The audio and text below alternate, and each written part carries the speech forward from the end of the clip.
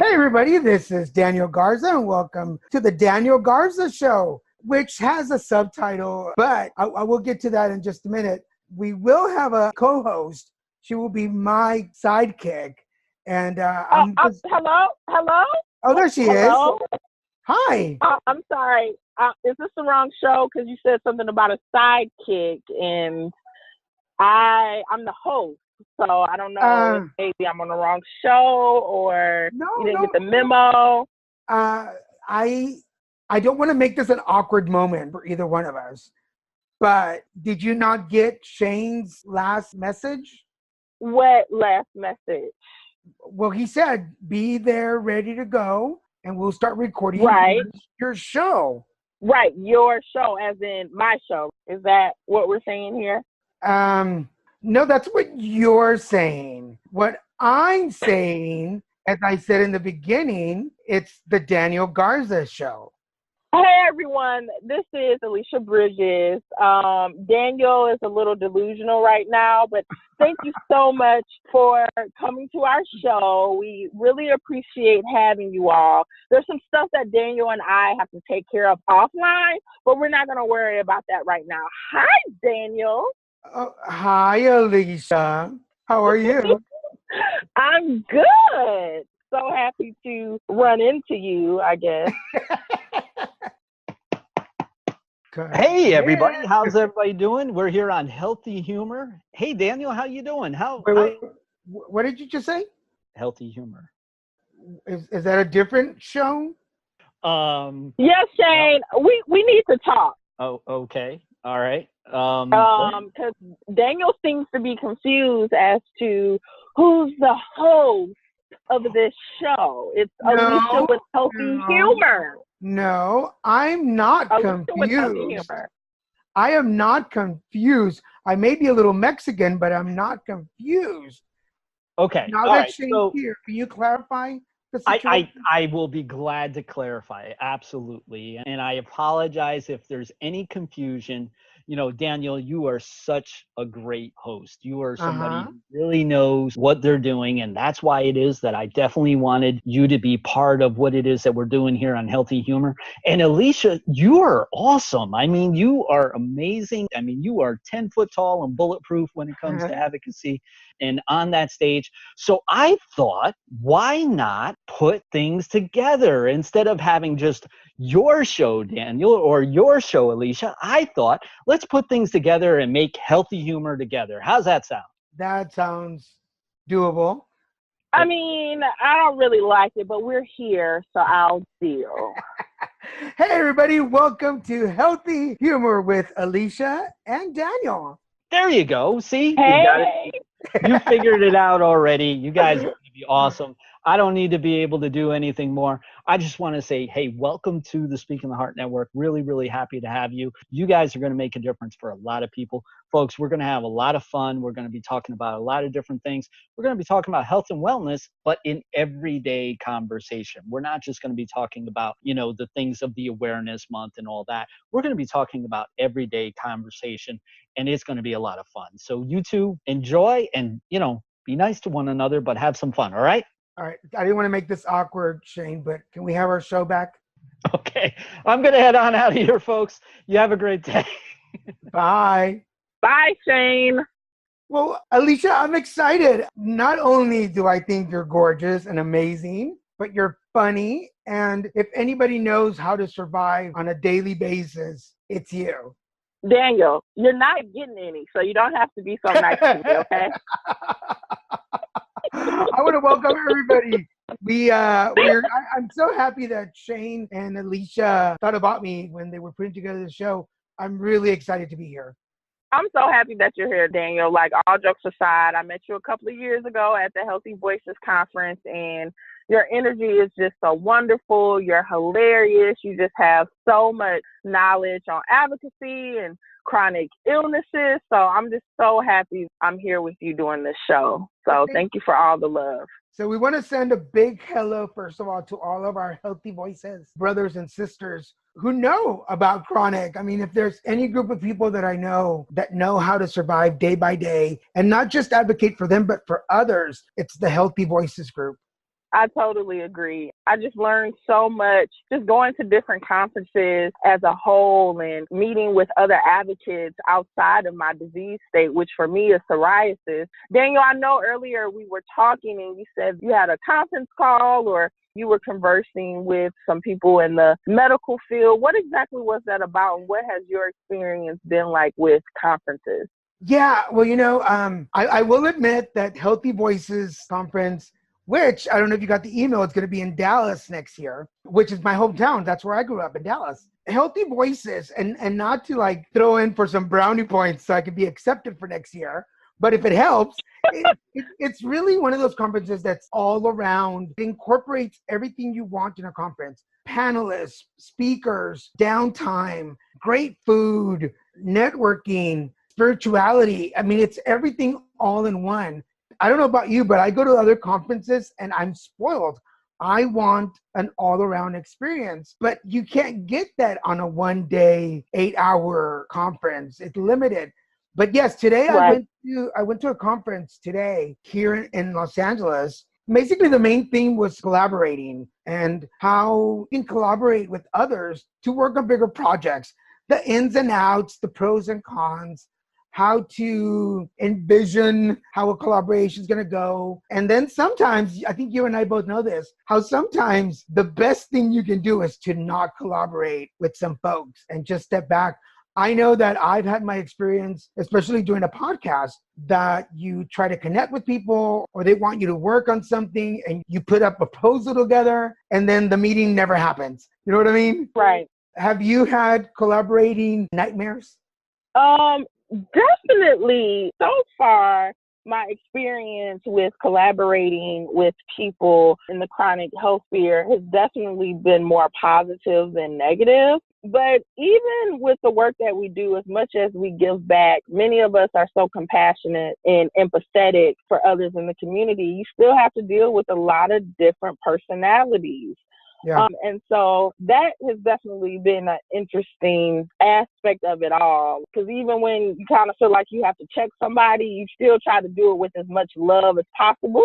Because, we understand that we're dealing with so much more than the average person. So it's almost like family. It's like sometimes we get along great, we're collaborating, then other times, it's not so nice and you have to express yourself and let somebody know something. But in the end, it really does feel like family. So.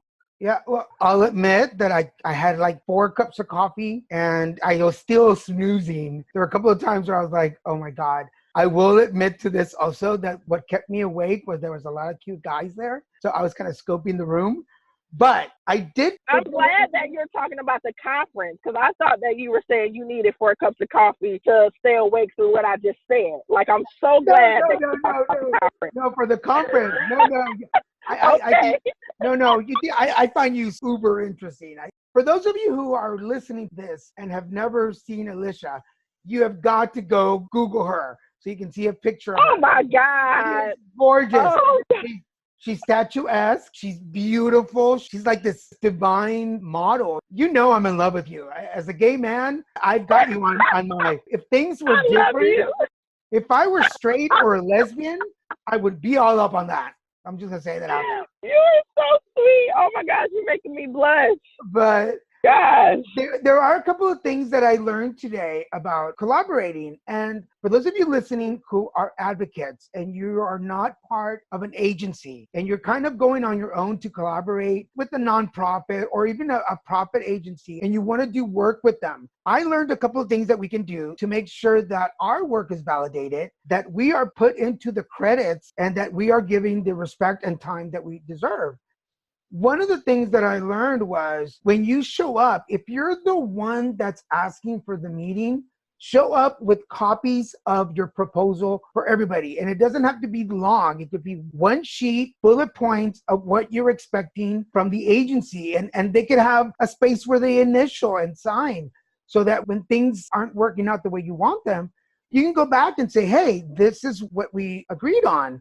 Also, if the agency is the one that's asking you to collaborate because you have the networking abilities or you have the group of people, the connections, whatever, you can show up with your counter proposal for anything that you don't like. You can come up with your own and say, hey, okay, so you're offering me A, B, and C because I have D, E, and F. Okay, that's fine. But now I expect Z out of this. And that's legit. So I wasn't aware that I could show up and go, okay, so this is what you want. Well, this is what I want. Because many a times, and I'm sure it's happened to some of us, many a times you show up and they're like, well, we're looking for 10 Latinos who are HIV positive and suffer from depression. And I'm like, okay, I'll get those for you. And as soon as you deliver them, I'm out of the picture. And I'm like, whoa. Right.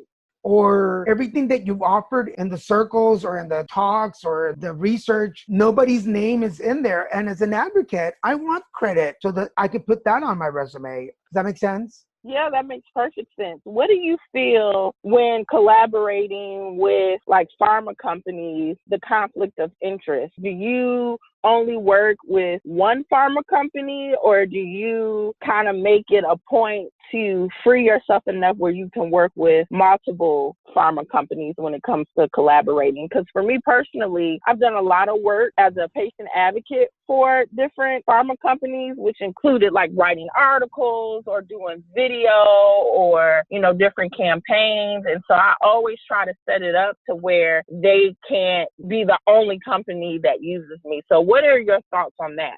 Yeah, when it comes to exclusivity, when it comes to working with pharmaceutical companies, if it's just writing stuff, which I don't know a whole lot of English, so don't ask me to do that. But no, actually, when it comes to articles or information or being part of a group, I don't mind going from one to another. But I'm a one pharma man. To me, you sound like a advocacy slut. Oh, an advocacy slut? Yeah. Hey, whoever's got the best drugs, I am there. That's all I gotta say. That sounds like slutty behavior. Wow. You know, I my name's Daniel Garza, and I'm an advocacy slut. There, I claimed it. But, you know, when it comes to like images, for instance, the Positively Fearless campaign that's on right now through Jensen, go check that out. If I'm using my image, which, I mean, I'm adorable, and I am the only Latino in the campaign, and if I dare say this, I am the most cutest of the five. I can believe that, actually. No insult to Maria or Robert, you know, but Robert's a little white boy. Haven't we seen enough white boys in campaigns? Hello? But no, if it comes to my image, I like to keep the exclusivity for as long as that campaign or the contract is, because that way people know what I'm working on. Right. I'll write for different magazines or different faces, because I think they each want something different. And if I have to whore myself to become the super advocate that I am, I've done more for less. So yeah, you'd be surprised what I do for $20. Ooh, okay. And a couple of tacos and a Coke. Okay, $20, 3 tacos and a Coke. There you go. That's my final offer.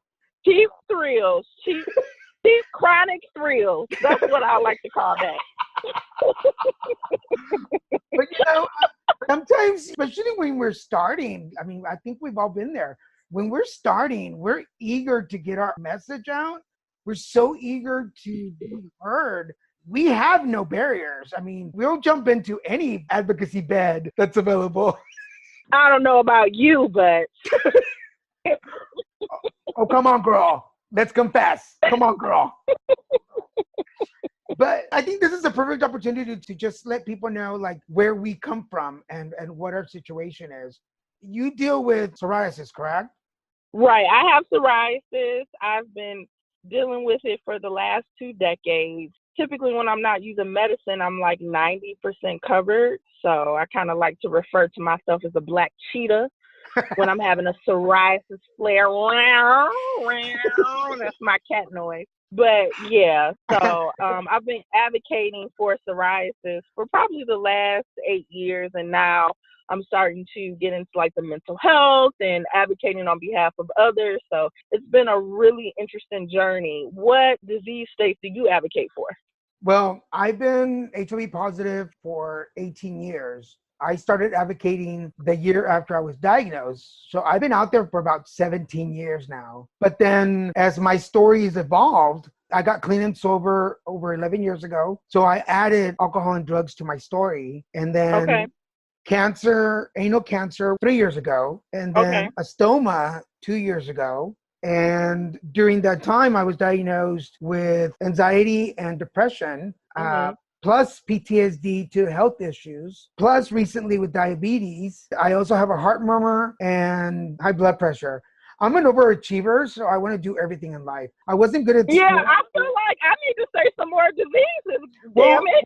You know, because that's why I tell people, one of the best places for people like me is Healthy Voices. Because the more illnesses and diseases and situations, the cooler you are. Because I'm like the kid. I can sit at any table. It's almost like disease poker. They're like, yeah, like somebody will say, I have HIV. I'm like, well, I have HIV and cholesterol. One up that bitch. And then somebody's like, well, I have high blood pressure. I'm like, high blood pressure and a bad heart. What? Like anything you got. Like I got that and a Coke and jalapenos. What? Bring it on. What else do you want? But I think like like you were talking about mental health issues, we don't just stop. And that's one thing that I'm learning. Like it doesn't just stop what's obvious wrong with you. There's all this hidden stuff that we don't talk about that we may not be we may not be advocating 100% of the time, but it still affects us. Exactly. Yeah, the mental health component has been huge for me, you know, just dealing with like self-esteem issues, you know, love life and relationships. It's not easy walking through life with these chronic illnesses. Like it really has been a battle. So it's a beautiful thing to connect with others and just hear their stories and hear how crazy someone else has it for a change, you know, and just to be able to relate. One of the things that I've also learned is that when you live with something chronic for a long time, there is this 180 from pity party to you just have to laugh about it. Have you had a just laugh about it moment? So a couple of years ago, I was going to Italy for a conference for patients that had psoriasis, and the entire conference was paid for, a free trip to Italy. So I was telling one of my coworkers, I'm like, yeah, I, have psoriasis, and they're flying me out to Italy. And this helper goes, Italy because of psoriasis? I need me some psoriasis if it's going to get me to Italy. And I have another friend because I travel so much, and my friend is convinced that I'm an escort because I like go to different states all the time, and he's like, I really think you're an escort. And I'm like, unless they like a spotted package, no, I'm not an escort. So what do they think? Psoriasis is your dancing name or your professional name? Now on the main stage, psoriasis. Psoriasis, cheetah girl, coming with the spot. This is my cousin Psoriasis. I have a cousin Syphilis, but she's away right now. My cousin Gonorrhea will be here shortly. She's got an itch, so she'll be here. I got rid of my cousin Gonorrhea.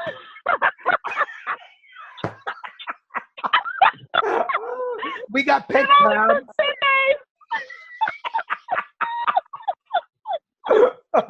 Well, true story. When the first time I went in for my checkup with my colorectal doctor, you walk in and they make you take off your clothes or whatever and put out the paper sheet. Sounds like a party. Which I don't know what the paper sheet does. It doesn't cover you. It doesn't stay where you want it. It's like trying to cover yourself with a piece of paper. It's just not going to work. Anyway. So the nurse goes, take off your pants and the doctor will be in shortly. I'm like, okay. So I sit on the table. That kind of sounds like a beginning of a porn. Done it though? Oh my God. Okay. So my doctor, his name is Dr. Rad. And he's this Middle Eastern hunk. He is rad. And he always smells good. This is the first time we meet. So he walks in and goes, oh, good. You've taken your pants off.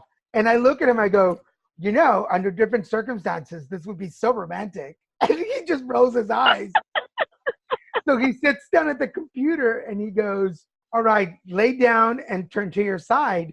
And I go, Dr. Rad, but you haven't even bought me a drink yet. And he's just like, oh. And then he's doing the finger check. And for those of you who have been to it, you know what I'm talking about. So his finger is up in there. This is Where when the he's party's at? Okay. yes, he's feeling for the cancer. And he goes, oh, I feel it. It's hard. So I'm on my side. I turn up and look at him and go, that's what she said.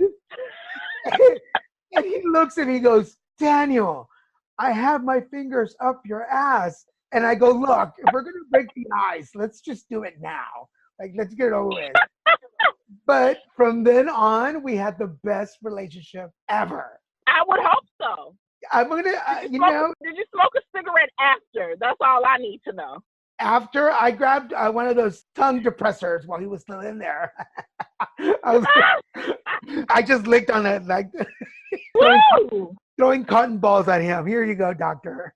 Harder. That is hilarious. Let's go for 3. Let's go for 3. I can't believe I just said that. Oh my God.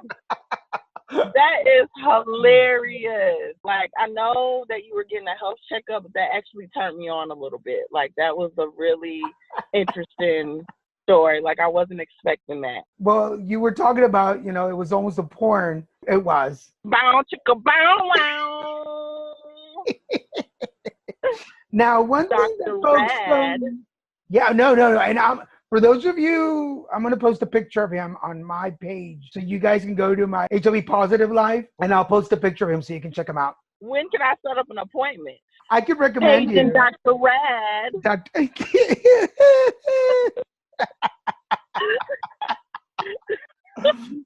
Hey, Dr. Rad. I need a colon check, please. I lost. No, I'm not even going to go there. Never mind. Oh, God. Now, folks don't know. I mean, because it's our first episode and folks are going to get to know you. But now you have a night career, don't you?